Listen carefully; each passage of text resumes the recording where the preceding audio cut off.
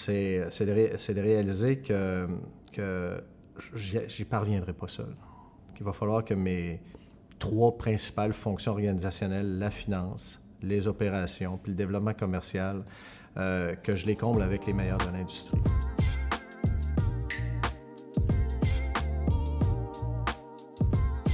J'ai piloté l'organisation dans une posture de PDG pendant plus de 20 ans. Tu t'aperçois, parce que tu prends de la croissance à chaque année, puis vers les dernières années de mon poste de PDG, on était presque en hypercroissance. J'ai constaté que ma mission personnelle était faite, était à jour, puis j'étais un peu désaligné. J'avais l'impression que mon entreprise, elle avait besoin qu'on travaille mieux sur le futur. Puis au niveau de la gouvernance au quotidien,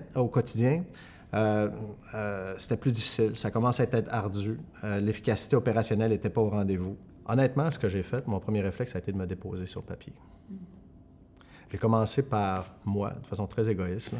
Je me suis déposé sur papier avec une mission personnelle. Je suis rendu haut, puis je veux quoi? Puis comment je peux contribuer dans mon organisation? Après ça, j'ai analysé l'impact que j'ai actuellement sur l'organisation. Oui, je crée de la valeur, mais pas assez. Puis ce que j'ai fait essentiellement, concrètement, un constat de ma définition de tâche, puis de ma charge de travail. Puis j'ai réalisé que si je voulais réaliser ma charge de travail quotidienne, puis déployer toutes les opportunités de marché, faire le développement que j'avais besoin, c'est l'équivalent par année de 4000 heures. 4000 heures, c'est l'équivalent de 2 personnes. Puis le deuxième réflexe que j'ai eu, je dis, je ne déciderai pas toute seule. J'ai donc convoqué un conseil consultatif qui était composé de gens de grande expérience, multidisciplinaire. J'avais préparé ce simple document-là, puis je leur ai tout simplement posé la question, que recommandez-vous? On a 2 choix. Soit que, compte tenu de la charge de travail, je m'engage un DG. Pourquoi un DG? Parce que j'ai une posture pas mal plus président que DG. Ou le plan, 48 mois que j'ai, on l'étale sur 5 ans. Pas plus grave que ça. On prendra plus notre temps. La réponse a été instantanée de tous les membres. Compte tenu de la fenêtre d'opportunité qu'on a, on n'a pas le choix, on s'engage un DG. Qu'est-ce qui fait qu'un PDG est efficace?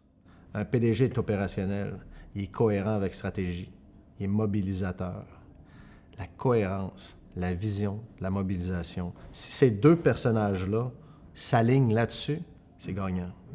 Dans mon cas, j'ai pris le temps de le faire. Il n'y avait pas d'urgence. Compte tenu de l'importance de l'opération, j'ai pris du temps pour le faire, presque 3 ans, pour identifier, réfléchir, discuter, communiquer, évaluer et mobiliser tout le monde autour du projet. C'était tellement important, puis je voulais tellement que ça soit mobilisant que j'en ai fait un processus. Essentiellement, ça commence par l'étape numéro 1 qui est sa mission personnelle. Si elle est bien faite et est actuelle, tu vas l'apporter partout. Tu vas la valider partout. Entre autres, au niveau de ta réflexion stratégique. Tu vas influencer ta réflexion stratégique. Donc, en théorie, là, il y a un arrimage entre ta mission personnelle et la mission de l'organisation. À partir de ce moment-là, tu peux te permettre, si la réflexion stratégique en vient à ce constat-là qu'on a besoin d'un autre DG, là, tu peux te permettre en équipe de concevoir une description de tâches qui va te convenir comme P, puis qui va convenir aussi à l'organisation parce qu'il faut qu'elle soit contributrice.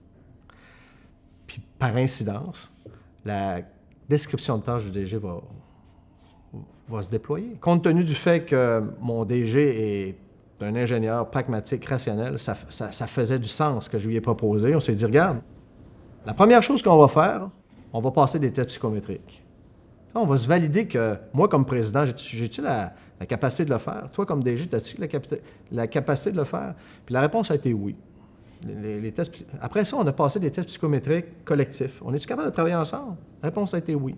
Mais on est allé encore plus loin. On s'est inventé un nouveau test, un audit d'ambition. C'est bien correct d'avoir la capacité de le faire, d'être là, à ce moment-là, bien aligné, mais dans 5 ans puis dans 10 ans, on se voit-tu à la même place?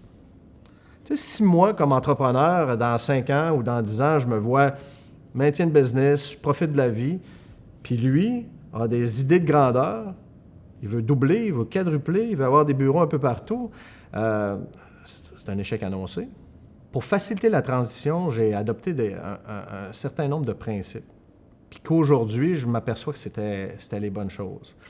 D'abord, si je vais chercher le meilleur, il faut que je cède les tâches. Par contre, il faut que je m'approprie des tâches de président. Lesquelles? C'est porter la vision, puis défendre tous les éléments de culture non négociables. Aujourd'hui, comment je fais pour propulser de façon plus efficace mes éléments de culture? On a travaillé ensemble, toute notre équipe de direction. D'abord, maintenant, mon équipe de direction est composée de gens qui ont clairement une composante stratégique. C'est pas juste des gens opérationnels.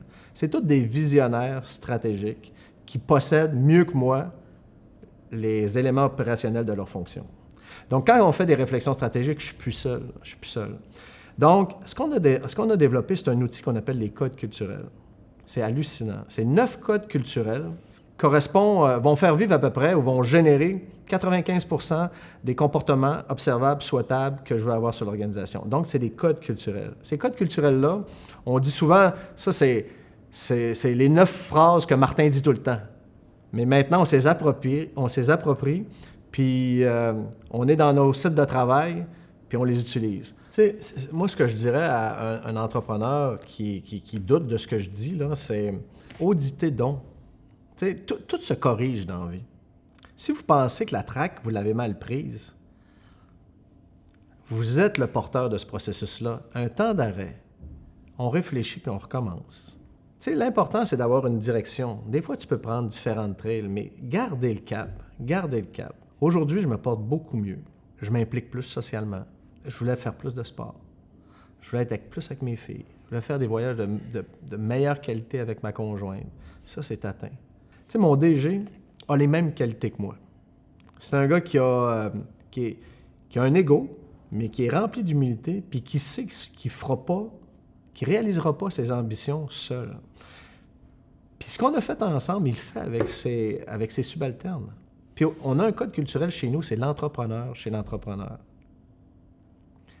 On a eu du fun, nous autres, ensemble, depuis 5 ans, à vivre l'expérience entrepreneuriale, mais on pense que nos 260 employés devraient avoir la chance de vivre ça. On donne accès à la réflexion stratégique à nos cadres intermédiaires, à ceux qui ont un intérêt là-dedans. On leur fait prendre des risques. On leur remplit d'indicateurs de performance. Puis c'est des hommes puis des femmes d'affaires qui, aujourd'hui, veulent plus que nous autres.